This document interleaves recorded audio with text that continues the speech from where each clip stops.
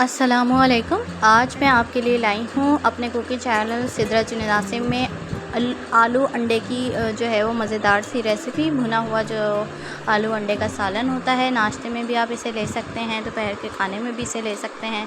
बहुत सिंपल होता है। 1 कप ऑयल ले लिया था, उसे फ्राइंग पैन में हमने ऐड करने के बाद इसमें जो है ना वो प्याज ऐड कर दिया था। प्याज जो है ना ये एक मीडियम साइज़ का है और अच्छे से इसको हमने फ्राई कर लेना है।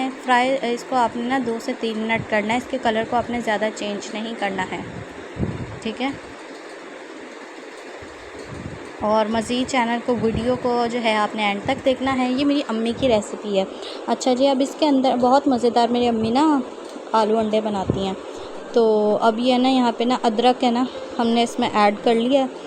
इसमें लहसुन नहीं जाएगा, सिर्फ अदरक जाएगा और अदरक से इसका जो फ्लेवर है ना वो बढ़ जाएगा। अच्छे से आपने कुकिंग का टाइम देना है अदरक को प्याज के साथ। अब इस पॉइंट पे आके ना मैंने यहाँ पे टमाटर और हरी मिर्चों को ऐड कर दिया है। टमाटर जो है वो मैं एक मीडियम साइज़ का ऐड कर रही हूँ और यहीं पे आप जो है ना वो हरी मिर्चों को भी ऐड कर दें और अच्छे से जो है ना इसको फ्राई कर लें। थोड़ा सा पानी ऐड करें। 2 से 3 मिनट में जो है आपके जो टमाटर है वो नरम हो जाएंगे। इस पॉइंट पे आके हम मसाला जात ऐड कर देंगे। 1 टीस्पून के करीब मैंने नमक, लाल मिर्च हाफ़ टी स्पून और थोड़ी सी मतलब 1/4 टीस्पून के करीब जो है आप हल्दी डाल देंगे और नमक मैंने थोड़ा सा और ऐड कर दिया। और बस अब इस पॉइंट पे आके ना हमने मसालों को ना अच्छे से ना एक दूसरे के साथ मतलब ये अच्छे से कुक कर लेना है, ठीक है। आपने टाइम प्रॉपर देना है जब भी कोई मसाला भून रहे हो। और इस पॉइंट जब मसाला अच्छे से भुन जाएगा इस पॉइंट पे आके आपने आलू ऐड कर देना है। आलू जो है वो एक जो है वो लार्ज साइज़ का था, जिसको मैंने ना बड़ी कतलियों में ना कट कर लिया था। अब आप है ना इसको 3 से 4 मिनट देंगे तो इसको आलूओं को फ्राई होने के लिए। आलू के आप कलर देख सकते हैं।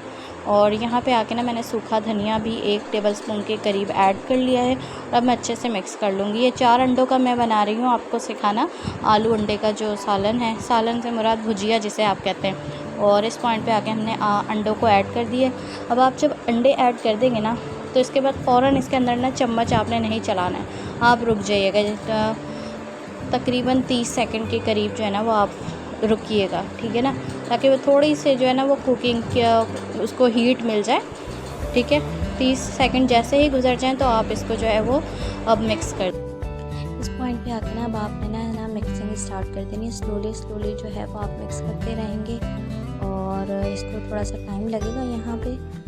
और इससे ना इसकी लुक जो है ना वो बहुत ज़बरदस्त आ जाएगी और टेस्ट वाइज भी बहुत ज़बरदस्त आपको जो है ना वो जायका मिलेगा। बिल्कुल फ्लेवरफुल ये चीज़ बनने जा रही है। आप इसको पराठे के साथ खा सकते हैं, ब्रेड के साथ खा सकते हैं, सुबह के नाश्ते में भी ले सकते हैं और दोपहर में भी ले सकते हैं।